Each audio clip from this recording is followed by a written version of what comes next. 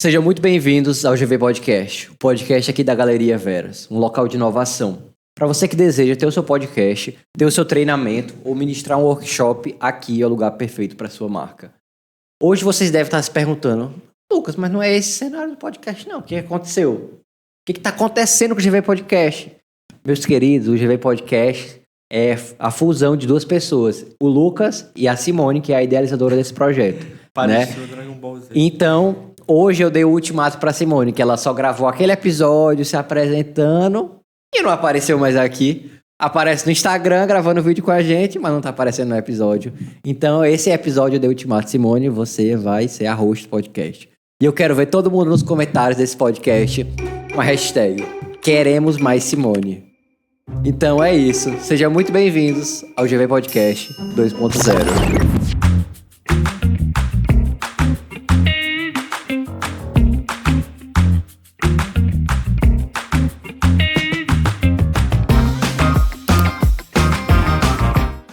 É verdade, hoje ele me deu ultimato, né? E aí eu gostaria de apresentar o convidado de hoje, que é um cara que eu admiro demais o trabalho dele, e ele sabe disso.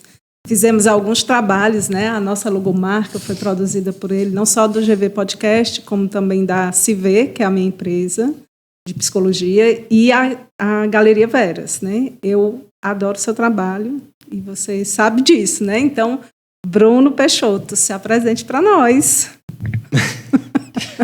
É assim? Vai. Corta. Papoca. Take 2. Rocha, vai. Pode ir. Engraçado que eu já trabalhei também gravando vídeos, assim, e é muito legal essa coisa do...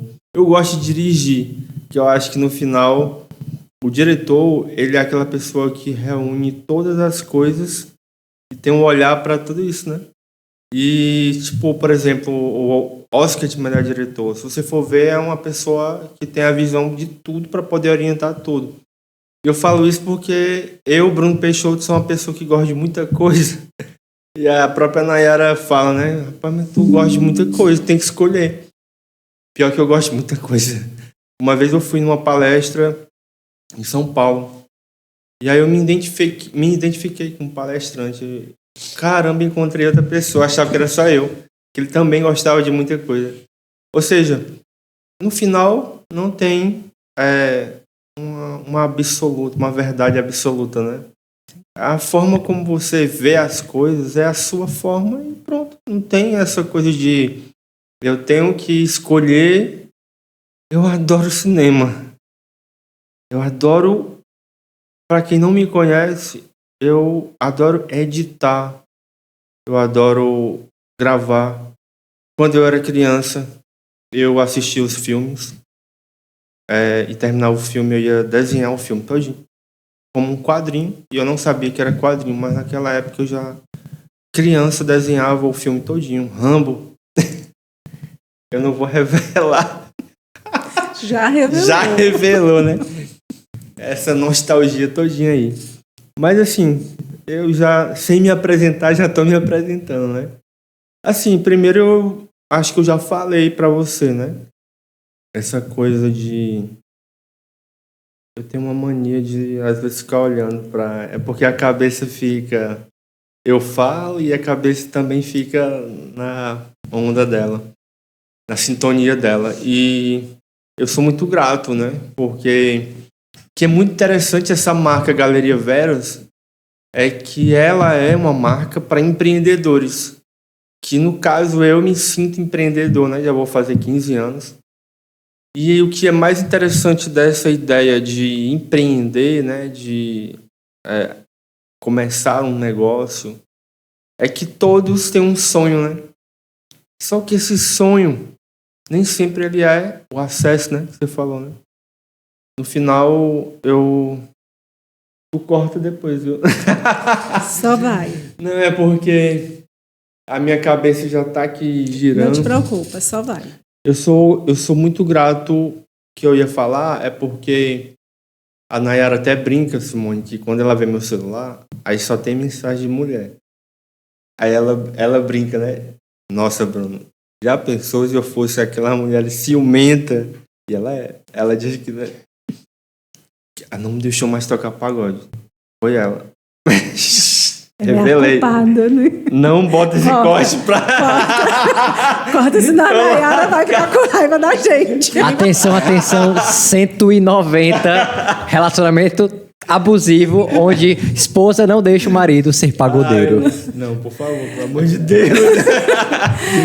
Mas, Bruno, só pra gente, né, fazer esse retorno, né? Fala pra mim como foi que começou, né? Tá. Como foi que você se viu? E aí, assim, hoje você é design, você está se formando em arquitetura, você...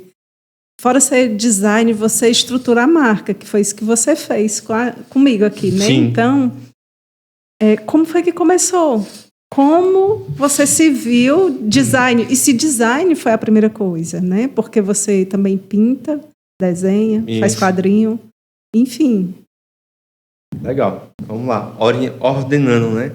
Não, na verdade, como eu falei, a minha vida, desde criança, todos ao meu redor, família, sempre já falavam. E até legal estar falando isso, porque essa coisa do microfone, o podcast, o espaço, tipo, parece que ele é propício para pode falar, né? E eu não sou de falar. Eu não sou de pegar um cartaz, ei, eu sei pintar, eu sei desenhar. Eu não sou de fazer isso. Porque eu acredito muito que as coisas precisam ser de forma natural.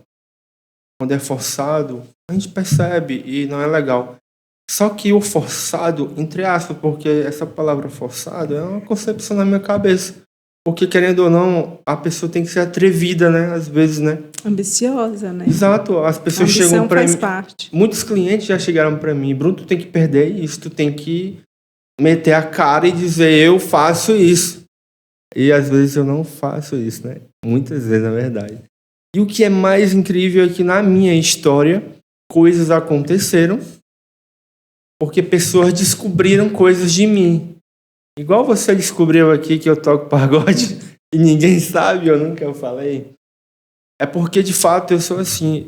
Minha personalidade, eu tenho um pensamento de que tem coisas que a gente não precisa falar. Ele vai falar por mim. Talvez uma bolha, uma zona de conforto minha, né? Porque o meu trabalho fala por mim, né? Muito. Não preciso estar... As pessoas vão olhar e vão perguntar quem foi que fez. Tipo, é a frase mágica, né? Tipo, quem foi que fez? E aí a pessoa vai dizer, foi pessoa tal. Mas assim, a minha história ela começou de fato, como eu disse, desde criança desenhando. O desenho foi a minha primeira, digamos, forma de expressão, né?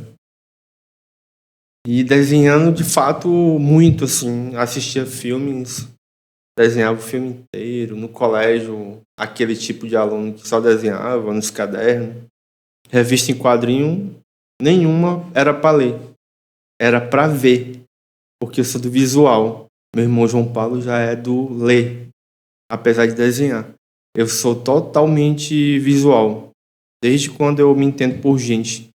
E nessa forma de expressão desenho, eu fui aperfeiçoando. E na época, é até legal contar isso, porque é uma coisa que muita gente não sabe.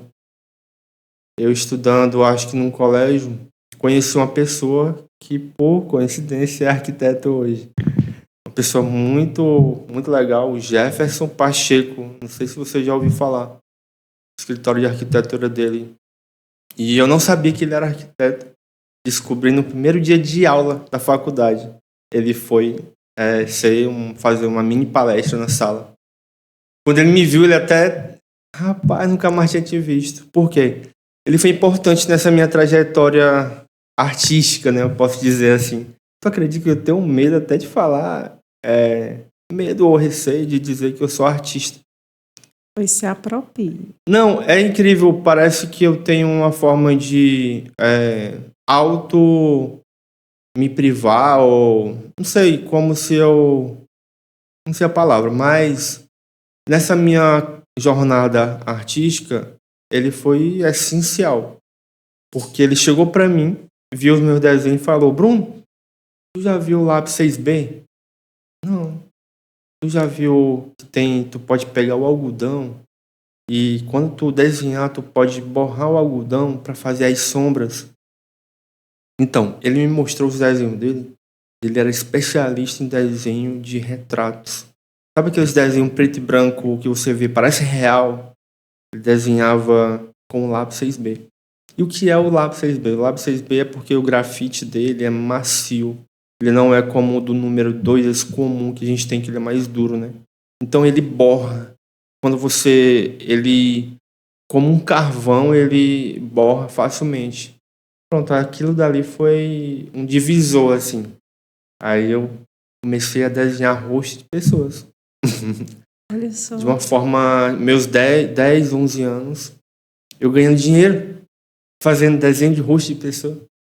Os alunos, pessoas acabavam descobrindo e eu comecei a desenhar de forma aquele desenho realista, né? Claro que o meu desenho ainda não chegava no nível como a gente vê às vezes, mas ele já, para minha idade, ele já tinha uma concepção, e tudo por causa desse lápis que ele me mostrou. E foi assim, tipo, eu conheci ele uma vez no colégio e depois nunca mais vi. Fui ver agora na arquitetura. Depois descobrindo. Não parece coisa, tipo, aí falando no assunto destino, ou sei lá, parece que os caminhos se cruzaram, né, para um determinado fim e tal. Enfim, depois a gente fala desse assunto que é longo. Aí, nessa trajetória, na minha jornada artística, eu, aos 17 anos, comecei a pintar a tela. E também é uma coisa que eu não... Olha só, desde criança desenhando e só com 17 comecei a pintar. Foi uma coisa que... E aí, de fato, amigos, colegas, família começaram a ver o Bruno Peixoto. Acho que o Bruno Peixoto, esse sobrenome, né? Tipo, foi, acho que a partir da pintura em tela. Que na época, aqui é onde tinha o... E hoje, aqui eu não lembro, a estação de trem, né? Que ali tinha até uma tenda, que chamava de tenda. Lá tinha exposições que às vezes o Sebrae, ou então às vezes grupos de artesanato organizavam. E eu tava lá. Engraçado que uma vez, um fato interessante, eu mostrando minhas telas, minha primeira tela foi a Lagoa do Portinho. Eu pintei ela lá na época, eu era aqueles que comprava revistas de pinturas para olhar e reproduzir, porque durante muito tempo na minha vida, desenhando e pintando, eu fiz assim, olhava e reproduzia igual. Eu não tinha essa coisa de criar. Eu tinha essa coisa de comprar a revista, ver uma pintura, vou fazer igual. E a mesma forma foi Lagoa do Portinho, Porto das Barcas, eu acho que eu pintei pelo menos umas 50 vezes. Bruno, onde é que estão essas telas? Estão por aí. Às vezes eu vou em lugares, a pessoa... Olha ali, Bruno. Tu lembra? Uma tela minha. Eu não lembro. Alguém comprou. Teve um fato interessante num dia nessa tenda, que foi aquele médico psiquiatra que tem aqui famoso. O nome dele, que tem uma barba, esqueci agora. Que até o pessoal... Abreu. Isso! Foi muito interessante. Ele olhou para mim. Como eu só reproduzia, eu olhava o que estava e fazia igual. A Lagoa do Portinho foi minha primeira tela, foi ele que comprou. Nessa exposição, na tenda. E aí ele olhou para a tela, falou assim: eu quero que... Não, primeiro ele disse, quanto é? É tanto. Mas se tu pintar isso aqui para mim, amanhã eu volto e te compro. Porque eu não tô vendo aqui. O que é que não tinha? A duna.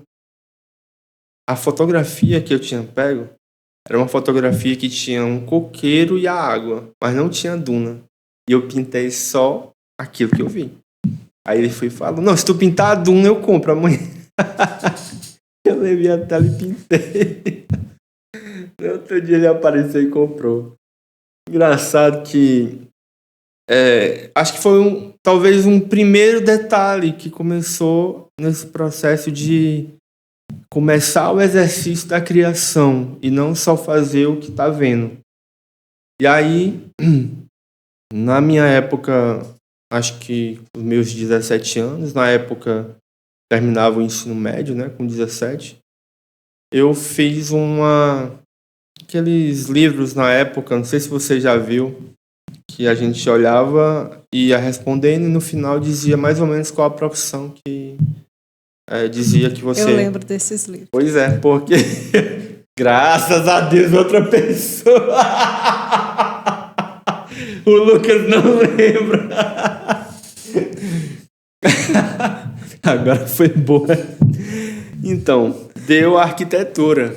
E aí eu não sabia o que era arquitetura.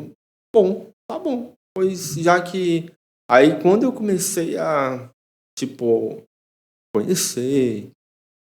Aí legal, gostei, tá aí. Eu que desenho e pinto, de repente pode ser uma boa profissão pra...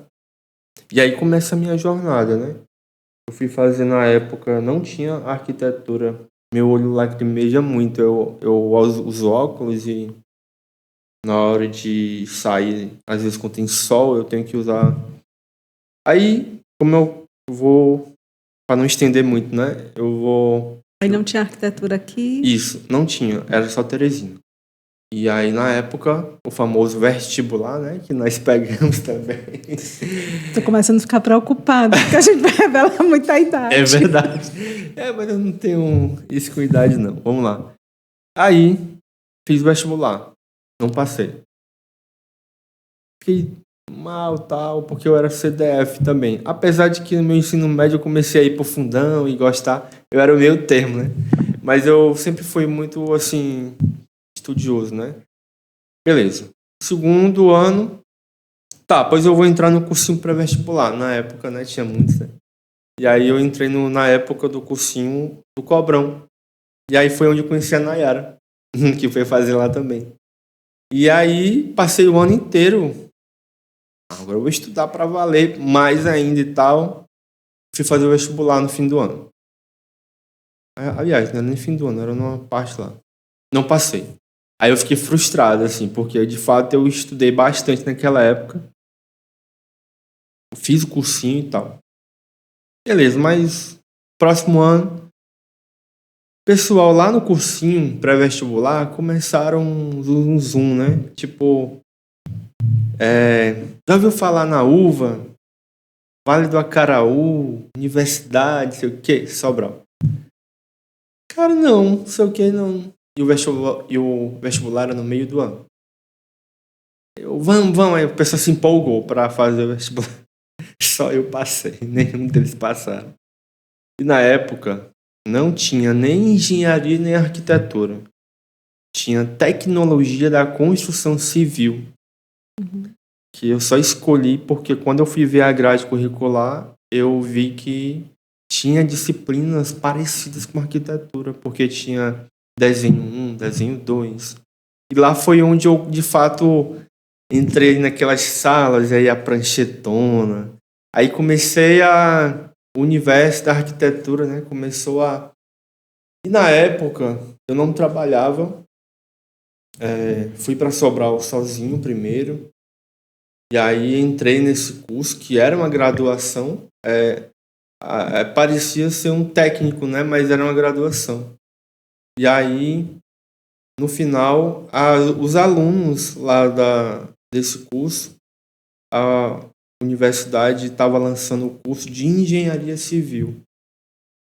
E os próprios alunos começaram também, meio que parece Maria vai com as outras, né? Mas é porque eu fui vendo esse universo que eu não conhecia, arquitetura, engenharia, e aos poucos eu fui tentando entender cada profissão. E aí, na empolgação também, a galera, bora fazer o vestibular? Bora. E eu já estava no segundo período de tecnologia da construção civil. Aí eu, não, vamos. Eu acho que engenheiro ganha mais do que tecnólogo, né? E aí a gente fez o vestibular. E acho que 5 pessoas, né? Eu e uns 5 colegas. Também nenhum passa, só eu passei.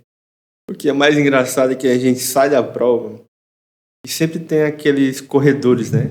E aí, qual foi que tu marcou? Qual foi que tu... Rapaz, eu acho que eu vou passar. E eu calado. E, meu Deus, acho que eu não fui bem, não.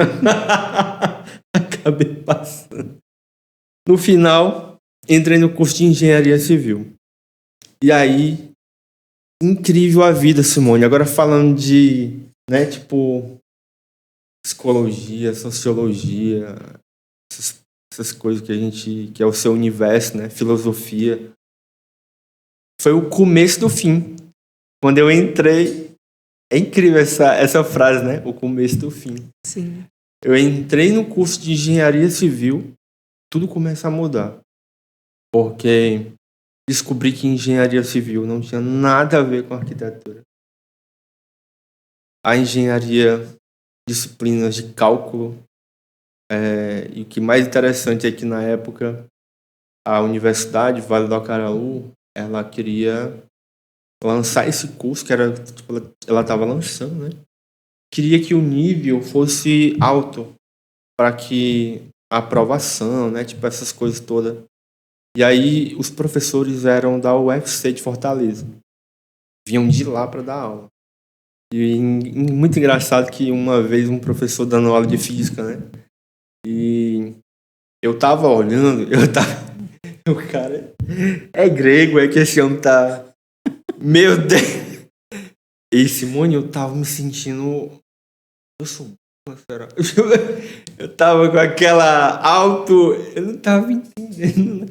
E o que é mais engraçado é que a postura dos professores, status, uma série de coisas. Pô, professor da UFC, de Fortaleza. Você fazer uma pergunta, não entendeu, não? Era assim, a vibe era essa. Sim. Engenharia civil, galera, tudo que gosta de cálculo. Inclusive, lá foi que eu aprendi a gostar de matemática, porque na minha vida escolar, eu nunca fui um aluno de matemática, mediano. Mas lá, ou eu estudava. E lá eu aprendi a gostar de matemática, de fato. Hoje eu gosto mais de matemática, de fato. Porque ela é ou não é. Ela não tem interpretação, né? Então, no final, minha jornada, o começo do fim, porque o curso de engenharia, ele era quase que... como é a palavra? Que ele era de manhã e de tarde. Integral. Exato. E tinha dias que não tinha aula à tarde, mas a maior parte da semana era... Eu não podia trabalhar. Não tinha como. E quem me sustentava eram meus pais na época. E aí meu pai perdeu o emprego na época. E aí também teve uma série de questões pessoais, ou separação, enfim, coisas que fizeram parte da minha vida, né? E aí chegou um momento, o meu irmão, João Paulo e o Jeff, chegaram a ir morar lá comigo também. Nós três lá, muita história para contar. Aí chegou um momento que, não, eu tô vendo que não tá dando certo. E eu tava chegando a começar o 4º período de engenharia civil, né? Não, vamos voltar para Parnaíba. Eu não conseguia mais me sustentar e tal. O que é mais engraçado, Simone, é tipo... Acho que foi a minha primeira grande frustração da minha vida, né?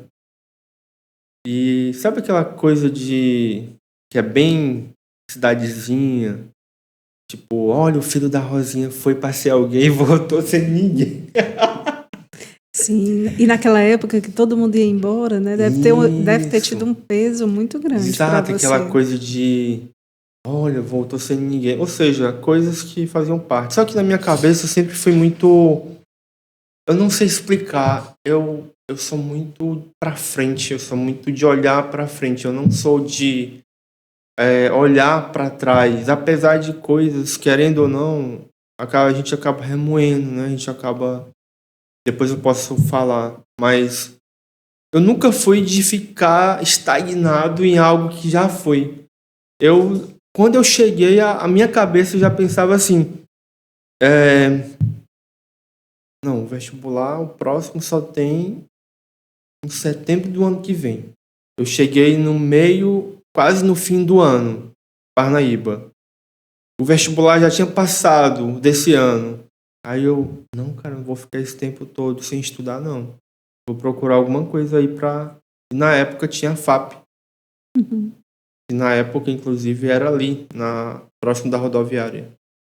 E lá, deixa eu ver essa faculdade aí, não sei como é. Fui lá. Aí vi os cursos, né? Poucos cursos, tá? Administração.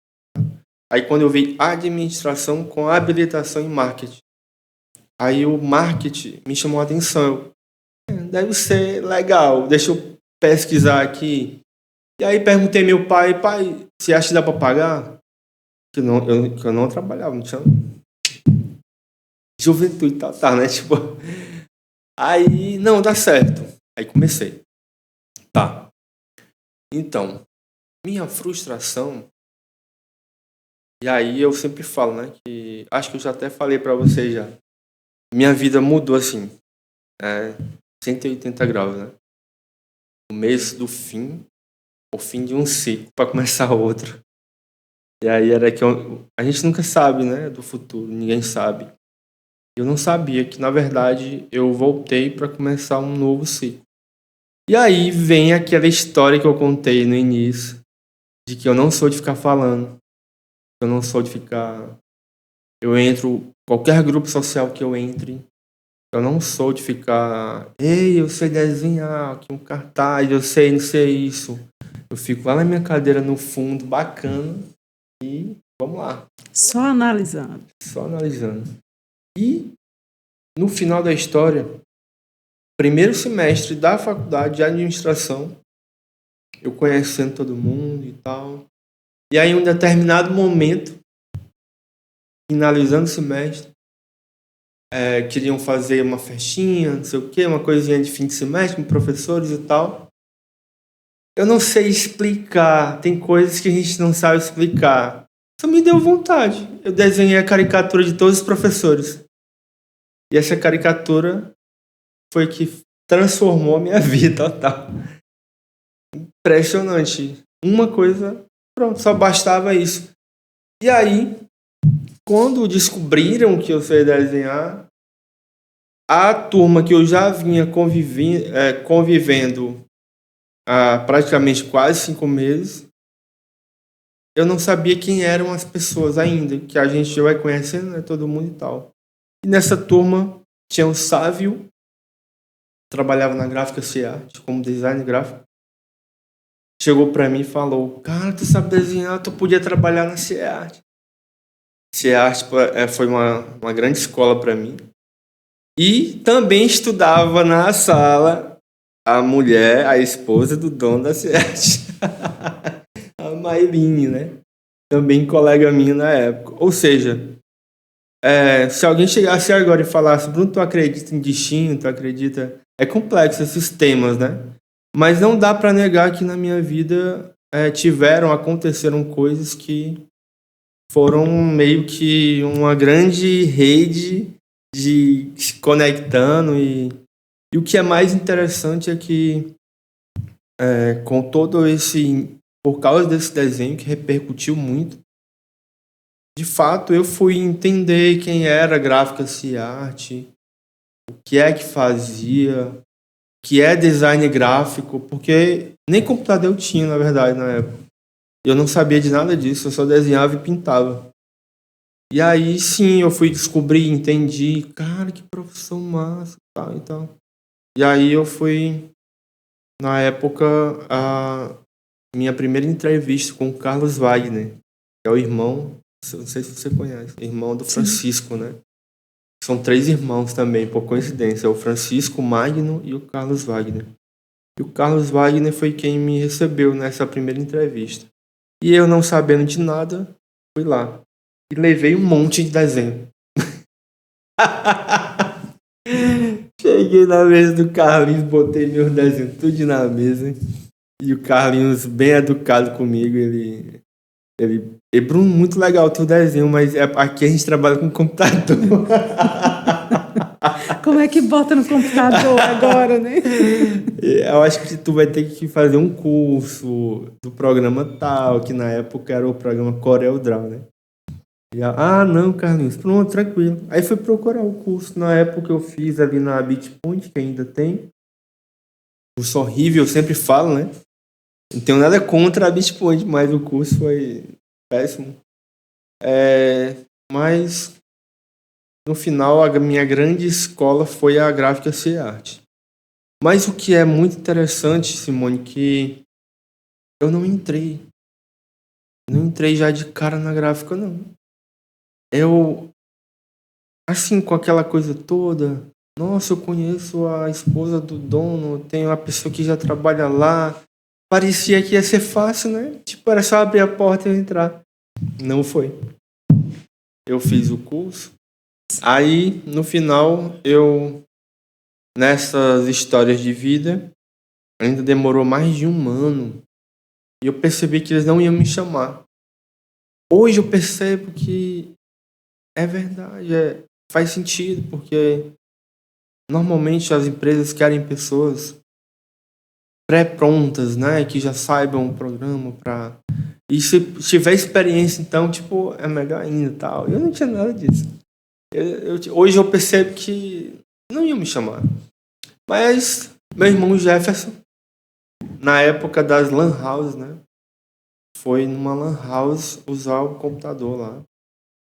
E uma colega dele, que ele viu lá, por coincidência, começaram a conversar. E aí, falando, o assunto entrou design. E aí, nossa, eu conheço uma pessoa que está procurando alguém para trabalhar como design gráfico. E aí, pois o meu irmão, ele fez um curso disso aí, o Jefferson. Olha que doido, né? Tipo, eu não ia ser chamado de jeito nenhum pela Gráfica C-Arte. E aí essa colega foi e falou. Aí o Jefferson foi e me falou. E Bruno, vai lá nessa empresa. Guia Mercado. Já ouviu falar? Não. Guia Mercado foi uma empresa na época criada por um rapaz que, inclusive, por coincidência, eu acabei de terminar de fazer a nova marca dele. Que é o Márcio. Um administrador. Hoje é consultor, faz assessoria e tal. Criou uma empresa de telefonia. Guia com telefones, né? Estava precisando de um designer para diagramar o guia, que era uma revista. Colocar todos os números, empresas, telefones e tal. E aí, na época, eu fui lá, mostrei meu currículo, percebi que ele estava precisando, porque parece que uma pessoa tinha... E eu não tinha muita experiência nenhuma. Eu sabia o que eu tinha aprendido no curso E no dia seguinte, ele me chamou. Meu primeiro emprego. Até falei com ele, Márcio, muito louco, né? Tipo, e onde era essa empresa? Em frente à C-Arte. Olha só. Que louco, né? Muito. Não é assim, quem eu no meu auge dos meus 41 anos agora, eu tô tipo numa fase em que de vez em quando vem umas reflexões, né? Tipo, em relação à vida, em relação a tudo. E eu tô nessa reflexão. Existe destino ou é uma combinação aleatória? Porque assim, se a gente for ver os planetas, eles estão numa velocidade constante, numa sincronia tão perfeita que nenhum vai bater no outro,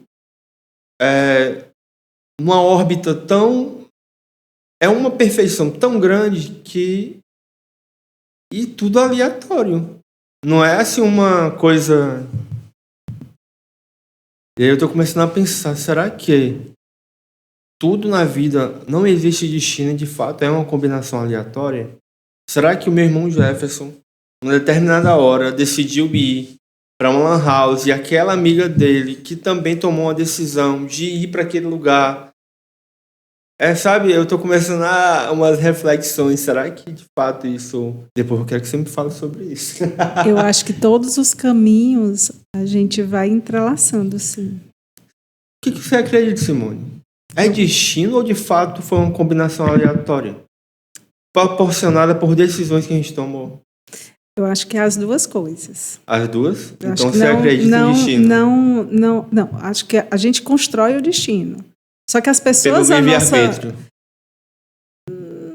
Não sei se pelo livre-arbítrio, mas as pessoas que estão ao nosso redor, elas também fazem parte da nossa história. Sim. E a história delas se entrelaça com a gente em algum momento. Então, o seu irmão, né, foi lá. Vocês sempre tiveram uma boa afinidade. Existe uma pessoa que, porventura, está ali falando algo naquele momento. Seu irmão, na mesma hora, meu irmão, dá para conectar. Eu penso que isso acontece porque, sim, a gente capta. Será que a questão energética, Pode ser. essa coisa da lei da atração, Não você sei. acredita nisso ou isso é também... Então, eu penso, Bruno, que sim, a gente atrai muitas coisas com a nossa energia, se somos energia. Em energia né? você acredita, Sim. né? Eu também acredito. Sim. Porque assim, qual a probabilidade dessa oportunidade que essa amiga falou pro meu irmão de ser numa empresa que é em frente à Gráfica C-Art? Quer dizer, esse fator, eu fiquei assim, caralho, poderia ser em qualquer lugar, né? Tipo, Sim. em qualquer outro lugar, mas foi ser em frente à Gráfica C-Art. E o que é mais interessante é que no meu primeiro mês, eu aprendendo lá o programa, tentando entender o que ele estava precisando, eu diagramando, e o pessoal da Gráfica C-Art, ninguém não sabia ainda que eu estava em frente à Gráfica C-Art. Nossa, é muito engraçado. Só que essa empresa, pelo que eu entendi na época e depois eu descobri, era uma sociedade entre Márcio, que era o dono da empresa, né, com eles da C-Art. Um mês depois, quem entra na porta do Guia Mercado em frente? Francisco. O esposo da Maylin, que era que estava comigo. Incrível como eu lembro como se fosse hoje. Ele olha pra mim com um olhar regalado. O que tá fazendo aqui? Você por aqui. Nossa, foi muito engraçado. Eu tô trabalhando aqui. Eu falo sorrindo porque foi muito engraçado. Porque eu percebi que, de fato, eles não iam me chamar. E eles não iam me chamar com razão, porque eu não sabia de nada. Eu não tinha conhecimento. Você não estava pronto para o que eles queriam. Exato. Mas não é que você não sabia de nada. Porque foi o que você sabia que te levou para essa oportunidade também, né? Pois é, que no caso era só um curso, né? Curso de Corel, ou seja, bastou isso, né, para poder eu pegar essa vaga. Então, o que foi muito interessante é que o próprio Francisco, ele, quando viu que eu estava lá, aí de vez em quando ia lá e me olhava, né? Tipo, Bruno, eu tô achando que tu vai aprender mais coisa lá do outro lado. Engraçado que eu entrei nesse barco e deixei o barco ir e estava no barco. E você ficou quanto tempo lá, Bruno? Engraçado, eu só fiquei, se não me engano, 2 meses. Porque o Francisco percebeu que, de fato, o meu aprendizado ia ser maior eu estando na sala de design lá da Gráfica C-Art. Que lá onde eu estava, eu não ia evoluir. Pelo menos essa foi a minha percepção, né? Ele nunca me falou. Mas eu percebia que ele ia lá, olhava no meu computador. E o Francisco, os 3 irmãos, até falando deles, né? Eu sou muito grato por eles. Eles são muito visionários, assim. Eles têm uma coisa que eu, com o tempo, eu fui tentando aprender como empreendedor, né? Eles têm muita visão, assim, E eu acho que... Eu não sei de quem foi a decisão, mas para mim, na época, pareceu ser do Francisco. De dizer, Bruno, vai para ali, que eu acho que tu vai aprender mais lá. E foi muito legal, porque eu, de fato, entrei na Gráfica C-Art para ser designer gráfico. Trabalhar na sala com vários outros designers, meus amigos lá na época. E foi minha grande escola. Fiquei lá durante 3 anos e meio, né? Eu entrei em 2007... Em 2010, novembro de 2010, eu saí. E saí, foi tipo uma escola para mim, tudo aquilo lá. Só que a minha vida pessoal acontecia outras coisas, que não era só a Gráfica C-Art, né? eu já estava estudando administração com habilitação em marketing. E aí agora trabalhando como design gráfico. E aí foi juntando uma coisa com a outra, com o que eu falei no começo, marketing, design. E aí me encantei com a publicidade. E aí eu ficava, caramba, não acredito não. Não acredito que o cara criou esse texto, redatou, né? Tipo, o cara fez um slogan de uma marca.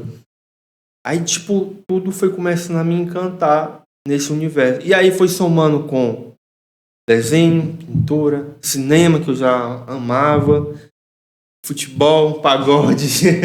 Aí todas as coisas que eu gosto. E aí também algumas questões internas. Eu acho que não vale a pena revelar, falar, mas não tem nada a ver com o patrão, com a empresa. Nada a ver. Tipo, eu sou muito grato à Gráfica C-Art por muita coisa.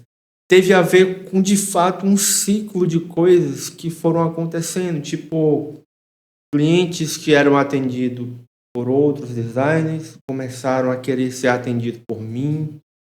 De alguma forma eu fui despertando interesse de empreendedores que queriam que, não, eu quero aquele rapaz que fez aquele, eu gostei muito e tal. E aí foi começando a surgir um empreendedorismo ali dentro. Por isso que eu vejo às vezes hoje palestrantes falando. Inclusive tem um que eu esqueci o nome agora, muito bom, Geraldo. Não sei se você deve ter ouvido falar, não sei se o Lucas já. Ele tem até uma live toda segunda de manhã no Instagram dele. E ele é uma pessoa que só anda sorrindo, assim, tipo, é um astral, assim, sabe? Até o pessoal brinca que ele é assim o tempo todo, tipo. E ele fala muito sobre isso, de você ser um funcionário empreendedor. E eu percebi que na época, naturalmente, eu acabei sendo funcionário empreendedor. É como se... Aí eu falo naturalmente, porque assim, Simone, eu não sei se com você, com o Lucas, quando é natural, tipo, não é nada, as coisas acontecem. Não, você não precisa ir... Não precisa do esforço, vem, Não, né? Te encontra. vem. Na jornada te encontra. Exato. E o fato principal que eu acho que é o grande... Quando você gosta do que está fazendo. Sim. Eu percebi, na minha vida, pelo menos, quando você está fazendo uma coisa, você de fato sente prazer, e não só prazer, mas sente uma coisa que eu quero fazer isso, né? Porque, assim, eu confesso que na nossa jornada a gente sempre vai ter obstáculos, dificuldades, mas eu me sinto muito privilegiado por fazer o que eu faço, porque muita gente faz algo que não queria estar fazendo. Mas porque precisa de salário no fim do mês para pagar, para sobreviver. E eu confesso que eu sou, sim, um privilegiado. Os termos da Nayara seriam abençoado. Eu digo que você deu voz, né? Você deu voz ao que está dentro de você. Você Exato. Encontrou o que está dentro de você. Exato. E esse é um diferencial, de fato. É exatamente o que eu ia falar. Eu ia falar que o Bruno, ele começou a... Eu acho que não é errado você falar que você brilhou um pouco dentro da empresa e viu que os clientes estavam te procurando. E eu acho que é muito de você perceber o seu próprio valor. Quando você começou a perceber que as pessoas estavam chegando e preferindo o seu serviço, não porque você era melhor que outro, mas porque aquele cliente específico preferia o que você fazia, porque para ele fazia mais sentido. Acho que você começou a enxergar que, pô, tem muita gente de fato que gosta do que eu faço. E se tem muita gente que gosta do que eu faço, eu posso vender diretamente para essas pessoas. E não ficar mesclando dentro daquele trabalho que você não entrega tanto de si para aquele outro que você consegue entregar mais.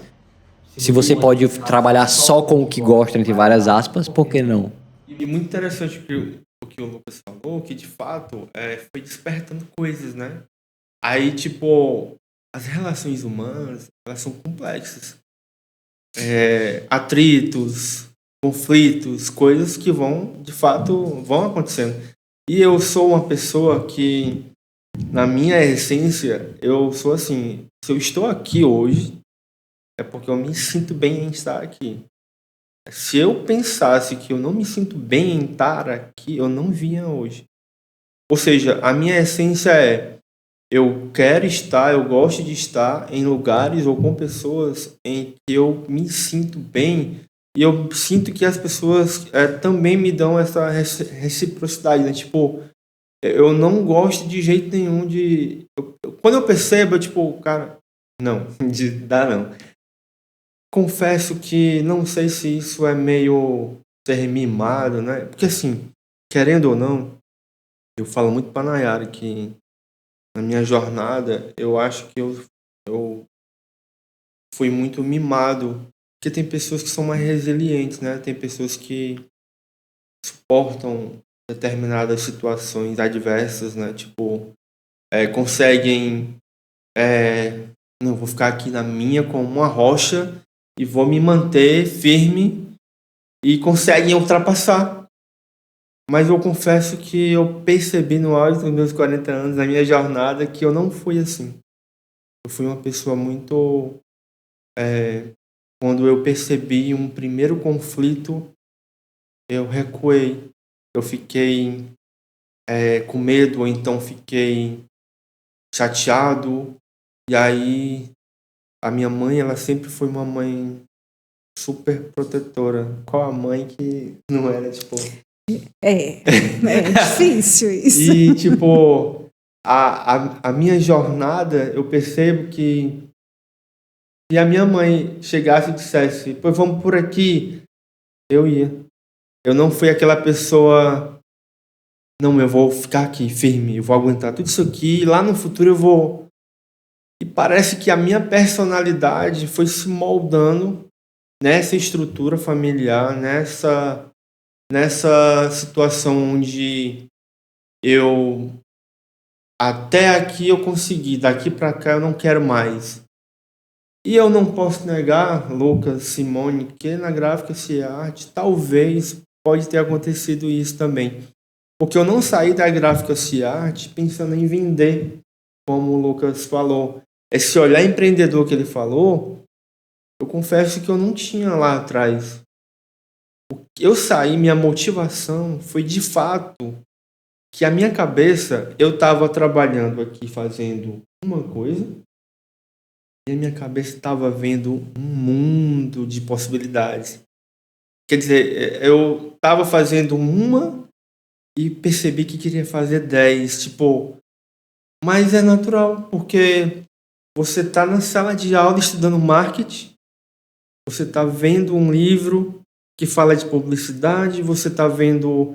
E aí eu fui percebendo... É o caminho natural, né? Assim, de você querer expandir, né? Exato, cara, eu quero fazer isso também, gostei. Ou seja, e aí foi juntando uma coisa com a outra. Eu quero sair. E eu confesso que, na época, o Francisco até falou, mas Bruno, eu não quero nem cumprir o aviso prévio, não. Nossa, hoje eu percebo que ele deve ter ficado chateado comigo. Porque, de fato, quando o funcionário sai, e ainda mais na época, eu percebia que eu tinha me tornado um funcionário... Porque quando você se torna um funcionário importante para a empresa, em relação a clientes, em relação... Você repor não é tão fácil, não é tão simples, né? Tipo, tem talentos em um monte de lugar, mas é uma engrenagem que, às vezes, para você repor, você que trabalha com recursos humanos, tem essa coisa... Não é tão fácil, Só que eu, naquela época, eu percebi, e hoje vendo a minha jornada, eu percebo que se eu tivesse sido mais resiliente, eu acho que eu teria continuado, eu acho que eu teria... Se eu tivesse sido lá em Sobral, alguém mais forte, aí eu não sei se a palavra... Eu penso diferente. Pois é um questionamento, sabe? Eu penso que você, novamente, né? Você consegue o que poucos conseguem, que é ouvir o que está dentro de você. E quando a gente ouve o que está dentro da gente, a gente vai buscar, vai trilhar esse caminho. Então, quando você decide sair sim, porque ali você não fazia sentido. E aí não tem a ver com resiliente, no meu pensamento, né? tem a ver de você dar voz para você mesmo, de você trilhar o seu caminho. Né? E não ficar, por que eu não insisti? Você não insistiu porque não fazia sentido e tá tudo bem. Você estava se ouvindo. Eu não sou fraco. De forma nenhuma. Na realidade, eu acho que é forte, porque... Esse é o difícil de fazer. Porque os meus pensamentos, às vezes, giram em torno disso. A gente tem uma ideia que ser resiliente, a gente tem uma ideia muito deturpada, que ser resiliente é você aguentar algo que é ruim por um tempo. Na minha cabeça, mas nem sempre ser resiliente é isso. A ideia de resiliência é a ideia científica de resiliência, né?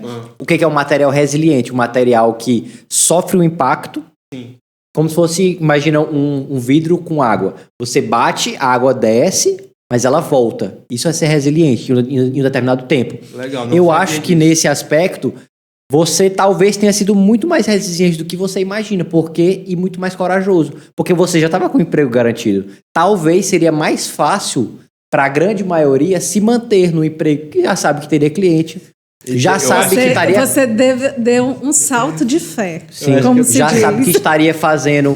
eu posso continuar fazendo essa mesma coisa aqui. Eu já vou ter cliente, eu vou ter meu salário todo mês garantido. Eu acredito que demanda muito mais coragem e muito mais resiliência você sair do certo para ir pro incerto. Com 2 psicólogos que eu tô mexendo no gatilho mental. Meu Deus do céu, chega a tá saindo aqui. Bom, né? É bom. Não, vocês têm essa coisa de mexer no gatilho, né? Assim, é porque de fato...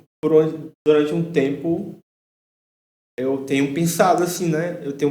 Gente, uma vez eu fiquei 1 mês numa agência de publicidade lá em Fortaleza, como diretor de arte, fazendo uma profissão que eu tinha conhecido, né? Que era diretor de arte.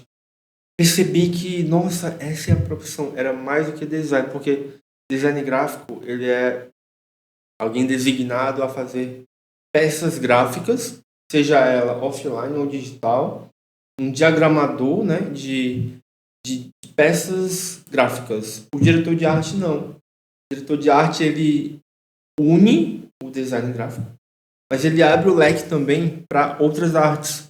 Ele tem um olhar para fotografia, ele tem um olhar para, por exemplo, fazer storyboard de filme. É o diretor de arte que fazia. Ou seja, ele tem toda essa concepção mais ampla da palavra de fato arte. Ele vai dirigir a peça numa sessão de fotos. É ele que ia lá para, olha, veste a camisa tal, que é a cor da marca tal. Ou seja, o olhar era mais amplo. E eu estava lá em Fortaleza, consegui uma vaga numa agência de publicidade na época. Mostrei meu portfólio, gostaram. Fui aprovado e na época eu já estava com o meu negócio aqui e até revelando um segredo, né? Eu fui para lá por 2 motivos. Primeiro que eu queria, sim, de fato, alçar novos, mas também estava fugindo de um estresse altíssimo que eu tinha e não sabia. E lá que eu descobri. Porque quando eu comecei minha jornada com o meu negócio, a minha demanda aumentou tanto, clientes, eu fazia de tudo na época, caricatura, design gráfico, era aquele início onde a gente faz de tudo numa empresa, né, financeiro, atendimento, exatamente. Venda, sei bem como é isso, viu? E aí, cheguei 2 anos depois num nível de estresse tão alto, que na época, eu não, só o telefone tocar, eu já ficava com... Não sei se eu já falei isso para você, Simone, não sei. Mas eu já tive alguns indícios, né? Um dia eu cheguei em casa e do nada deu vontade de chorar. E ali eu fui percebendo, opa, eu não tô bem, que eu não sou assim. E aí, não, cara, eu vou sair disso tudo. Traduzindo um pouco as minhas atitudes, né? Vou morar em outro lugar. Para eu sobreviver, vou ver se consigo um emprego. Aí, na época, eu mandei meu currículo e quiseram a entrevista e aí fui aceito.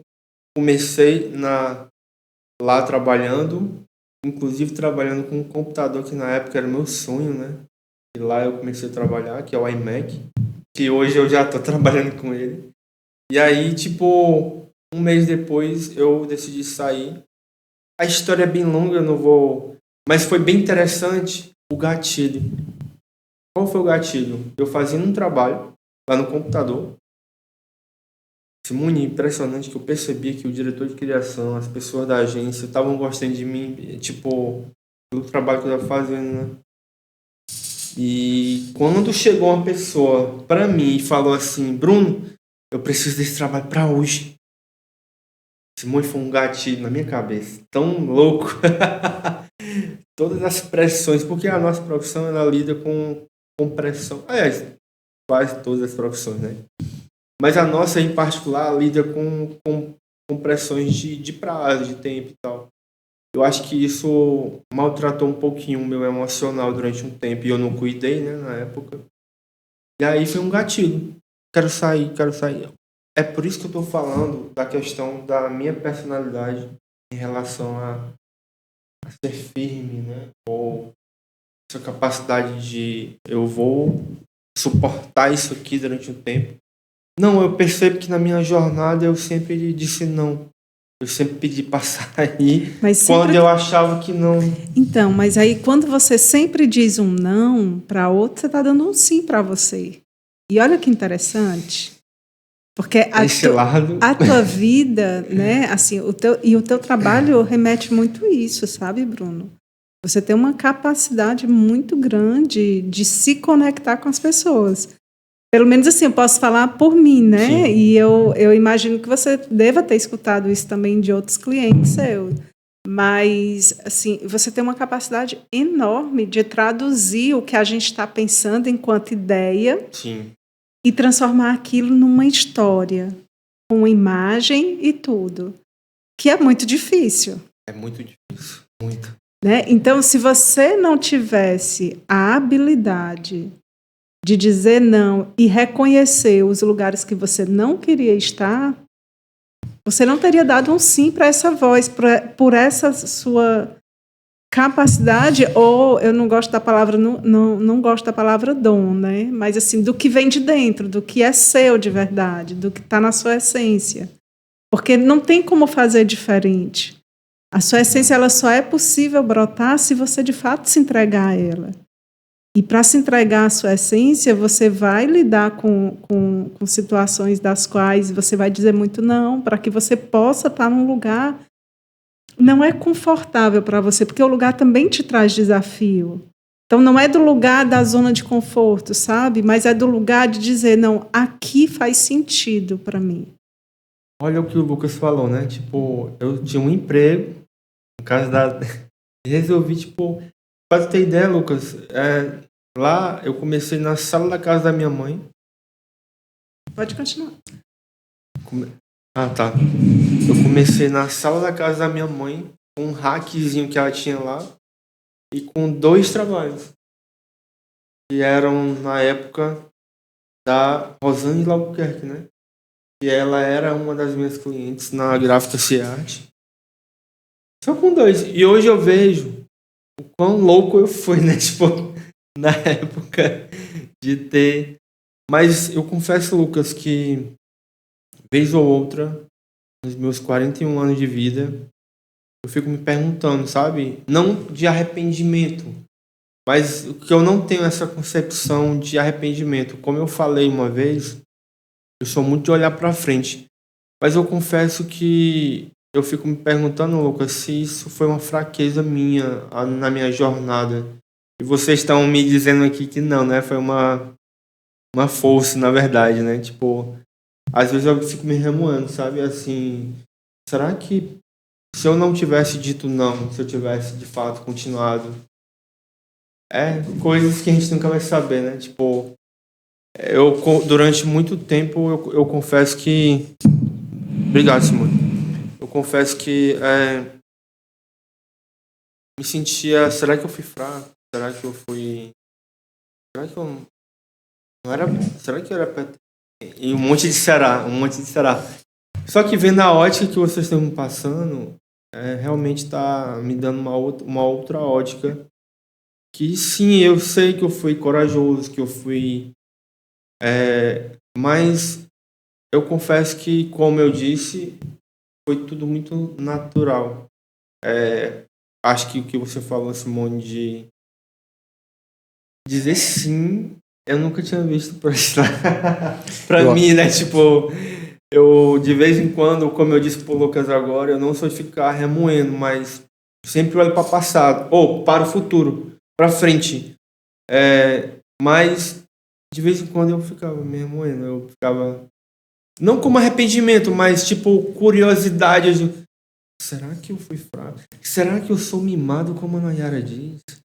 Eu adoro ser mimado pela minha mãe. Eu acho que tudo vai do ponto onde você decide olhar. Por exemplo, se você pensar, pô, será que eu fui fraco e não ter permanecido naquele emprego? Pode fazer sentido em uma certa ótica. Sim. Se você tivesse continuado sua faculdade lá de Fortaleza, que você entrou e não estava gostando, talvez você teria se formado. Lá em talvez Sobral. lá em Sobral, falei errado. Você teria se formado, você estaria trabalhando na sua área, talvez. São muitos talvez, né? Mas talvez você também, eu imagino que aqui não seja nem um talvez. Talvez você não estivesse gostando. E eu acho que é aquilo que a Simone falou.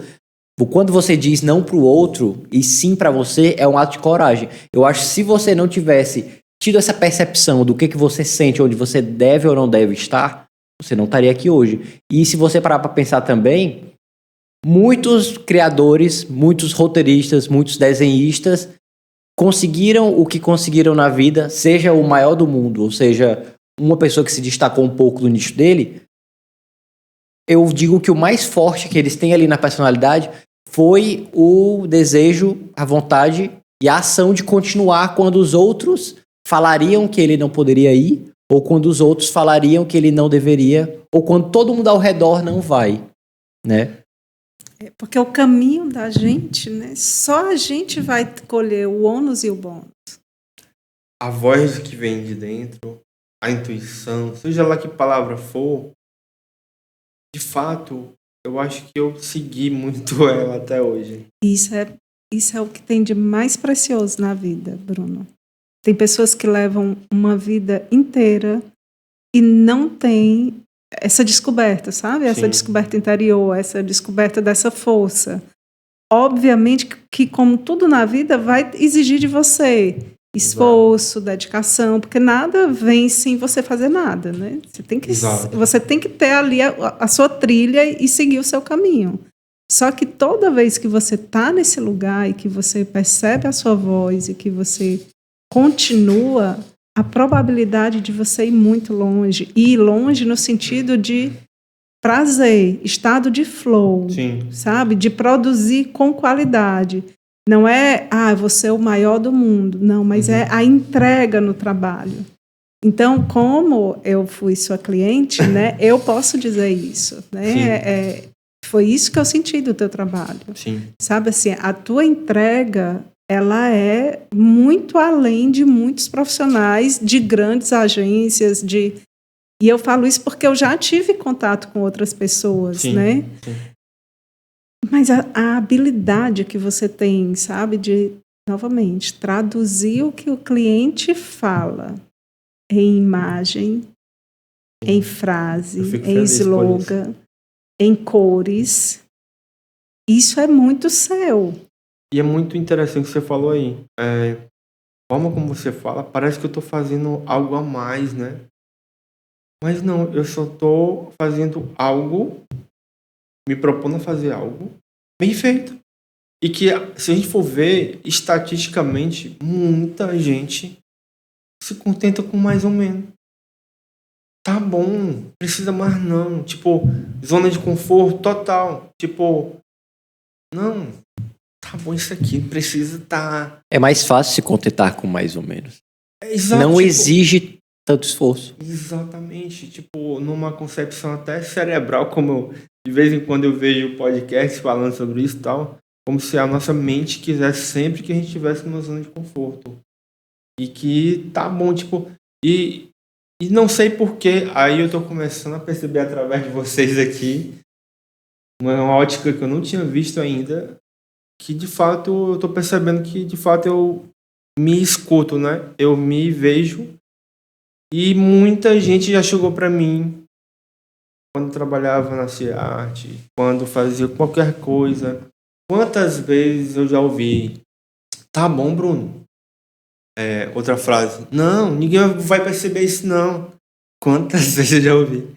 Impressionante que dentro de mim, não tá bom não, deixa eu fazer mais uma coisinha aqui. É verdade, eu realmente estou percebendo que eu me escuto, né, digamos assim.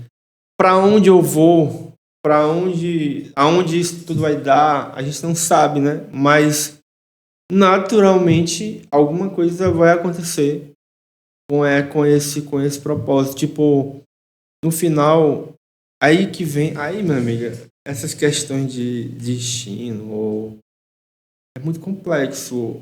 Na minha vida atualmente eu tô bem nessa paranoia aí. Mas Você muito louco. Não fala. Não, pode Não, continuar. só para finalizar, pra você falar. Eu entrei numa vibe em que eu entendi uma coisa. Isso aqui, eu tenho total controle. Isso aqui, eu não tenho controle. Então, isso aqui, eu tenho controle, eu vou fazer o meu melhor possível. Agora, isso aqui, aí, é o universo, eu não tenho como fazer. Deus, eu não sei qual é a palavra, mas isso aqui eu não tenho controle. Aí, Bruno, voltando um pouquinho assim, só para eu entender, você acha que foi nesse trabalho lá, né, nessa experiência com a agência, por exemplo, que você teve esse olhar mais para a marca, para o desenvolvimento de marca, ou não? Foi na Gráfica C-Art. Foi lá onde tudo começou, esse universo da marca. Em Fortaleza foi o universo da publicidade. Uhum. Porque lá, eu de fato, como diretor de arte, eu era alguém para criar o visual de qualquer peça publicitária. Porque, por exemplo, na Gráfica C-Art, muita gente, a gente fazia peça publicitária lá e tinha gente que não sabia. Cliente não sabia, design não sabia. E por quê? Eu sabia porque eu estava estudando marketing. E eu sabia que um panfleto era uma peça publicitária. Então, eu estou fazendo um panfleto, então eu tenho que estudar publicidade. Foi lá que começou a entender.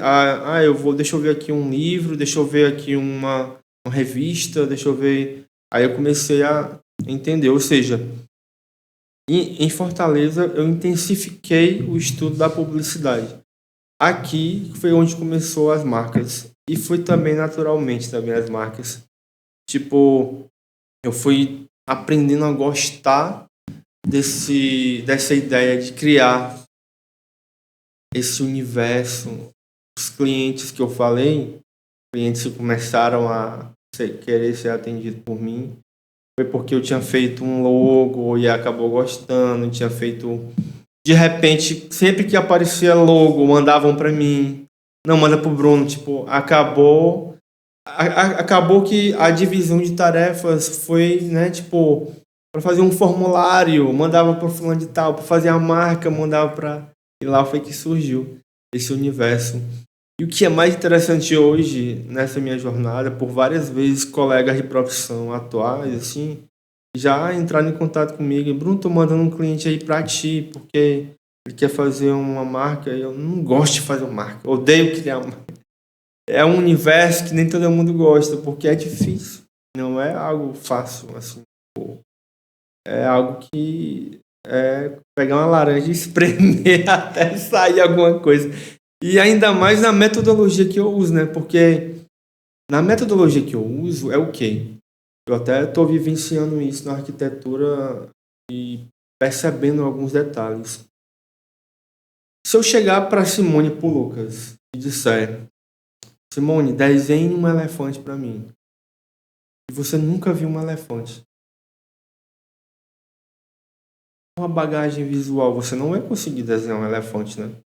Você tem que ter uma referência que você viu em algum lugar. Essa é a primeira lógica, né? Aí eu tô falando de lógica. É lógico isso, né? Uma pessoa nunca viu um elefante, ela não vai conseguir desenhar um elefante. Ela precisa de uma referência visual para poder, de fato, desenhar o elefante dela, né, no caso. Com o tempo, eu fui percebendo que se eu olhar essa embalagem e eu for criar uma embalagem, aí já é uma coisa minha. Não é uma coisa certo ou errado. Alguém pode chegar para mim e dizer, não, a forma que tu faz tá errado. Mas é uma coisa que eu com o tempo desenvolvi. E por causa da psicologia, a culpa foi da psicologia. Porque uma vez eu vi uma pessoa falando isso, que o cérebro da gente é como uma esponja. Se a gente olhar a bola, nosso cérebro, por uma forma inconsciente, por uma tendência, vai querer fazer uma bola na hora de criar, na hora de... A gente absorveu aquilo de tal forma que indiretamente vai te direcionar para um caminho. É isso que acontece?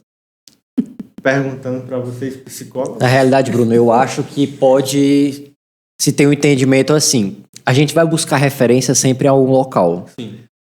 Seja eu, vamos dizer que eu sou fotógrafo e eu quero fazer um ensaio de uma gestante. Sim. Posso na internet, posso criar, essas poses aqui são mais feitas, esse tipo de foto é mais feita. Que a maioria faz. Isso é uma referência, mas o que você faz não deixa de ser uma referência.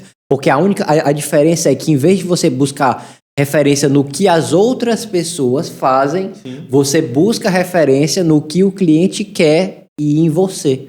Quando você escuta o cliente, vê o que ele fala, por exemplo, eu vi um vídeo no seu Instagram que você fez uma marca para alguém que tinha um leão e fogo, eu não lembro quem era de fato. É da... Pronto. O que você buscou referência fora?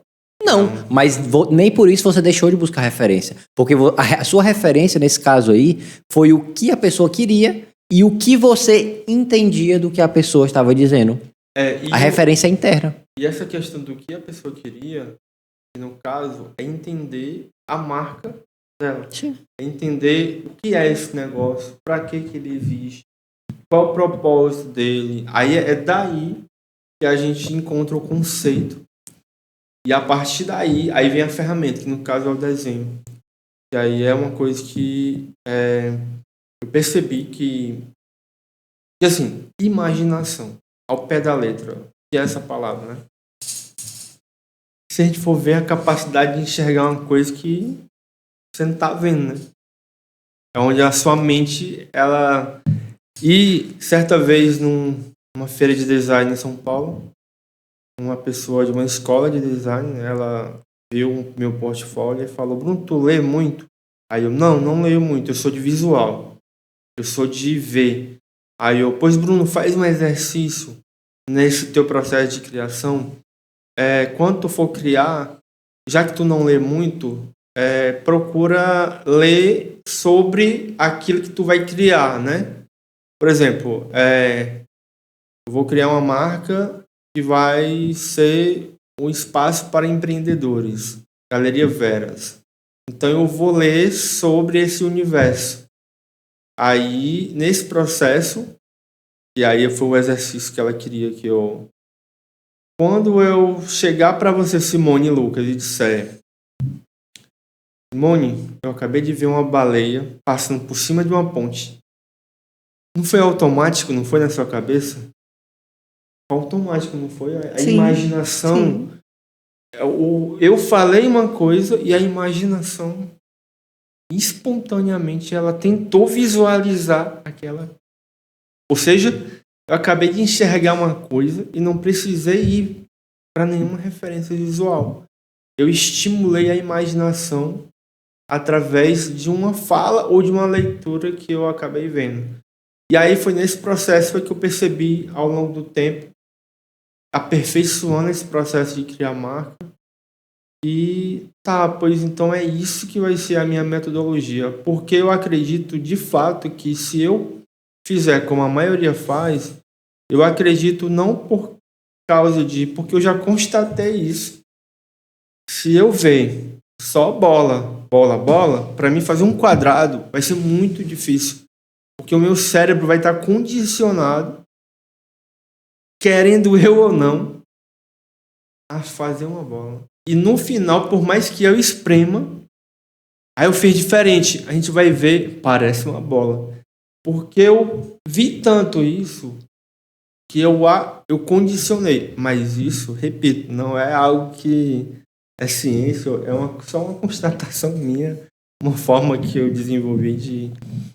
Eu lembro de uma fala sua que você diz assim, o meu momento, né, que a gente está falando de criação, né, o meu momento onde eu tenho muitos insights é dentro do carro.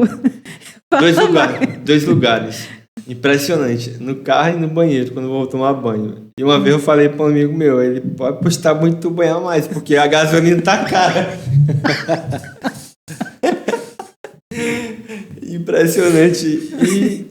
E eu também não sei explicar. Talvez vocês possam explicar. Mas tu isso. sabe por que isso acontece? Porque isso se chama do ócio criativo. Sim, o ócio criativo é o quê? Em um momento a gente está bombardeando a nossa cabeça com, seja referências de fora, Sim. que é visualmente, seja uma referência de alguém falando, e ali fica tudo pá, pá, pá, pá, pá, pá, pá, pá.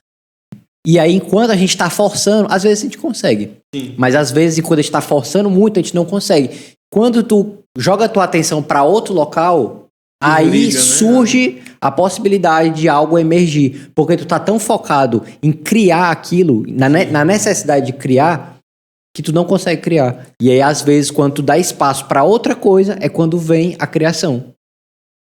Isso é mágico, né? O cérebro da gente tem Isso é coisas mágico. que não dá pra Esses gente... insights que, assim, a gente tá assim, do nada, que quando ele chega, parece que, nossa, tudo ficou claro. Não é assim? Exato. E às vezes é do nada, assim, tipo, a Galeria Vera foi do nada. Eu tava sentado em frente à Nayara conversando de outra coisa.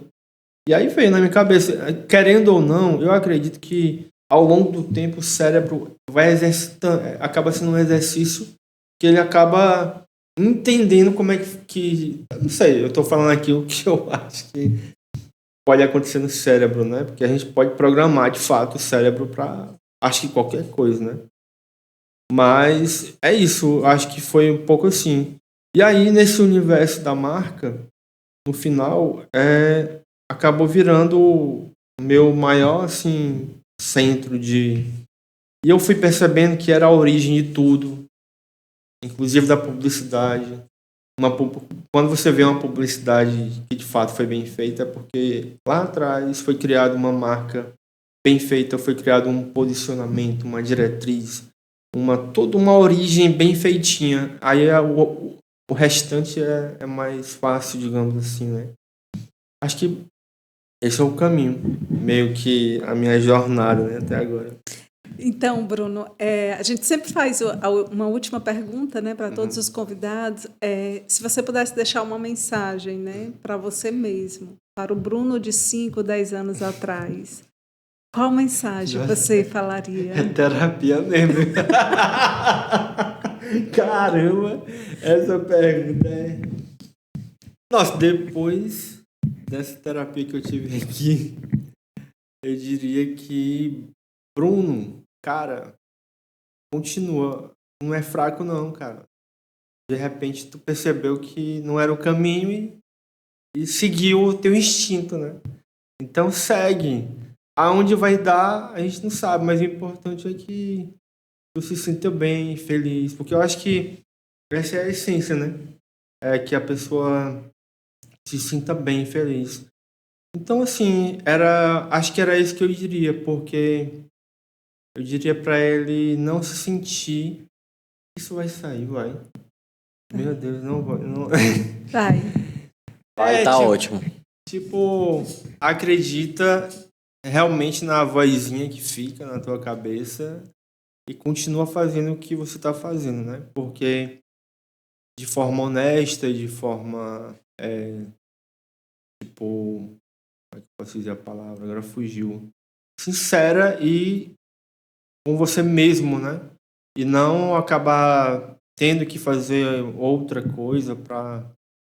Quem sabe o dia vai chegar, as recompensas ou que se almeja, né? Que se quer alguma coisa, mas no final faz apenas porque você quer fazer, sem criar expectativas, que é algo que eu estou tentando muito atualmente na minha vida, né? Faz porque quer fazer e aproveita muito. Deixa o resultado ou o futuro para depois, não precisa pensar eu vou ser alguém, aquelas coisas todas que esse foco no resultado que tá tão atual, né? Tá tão presente. Aproveita cada minuto nessa vibe de acreditar em você, que é uma coisa que eu sempre fui muito sincero comigo, no sentido de acreditar no que eu penso, no que... A própria marca da Galeria Veras é porque eu acreditei nisso. Tipo, se você ver o meu portfólio e ver as marcas que eu já fiz, algumas têm muito desse traço, né? Tipo, se eu fosse mostrar para qualquer pessoa, a pessoa diria, não é isso.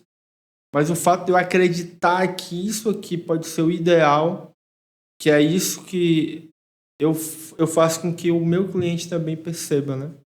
Que o que eu estou falando faz sentido e vai fazer sentido para ele também. E no meu portfólio as marcas têm um pouco disso, um pouco de arriscar, né? Um pouco de loucura no meio aí Arriscar ser você mesmo, né? Que é a sua jornada. É total. Bruno, obrigada por você ter vindo, tá? Foi muito boa essa conversa. E essa é só uma das, porque a gente nem falou do samba. Então tem que vir de novo. Já deixo aqui o convite, porque tem que vir de novo falar do samba. Aí eu vim com pandeiro, tô limpando aqui. Então, Pra quem não sabe, o Bruno é um pagodeiro nato. Passar pro Lucas finalizar. E é isso, pessoal. Muito obrigado por estar em mais um episódio aqui. Deixem um like, comentário, se inscrevam. Hashtag Quero Mais Simone, viu? Até a próxima semana. Tchau, tchau.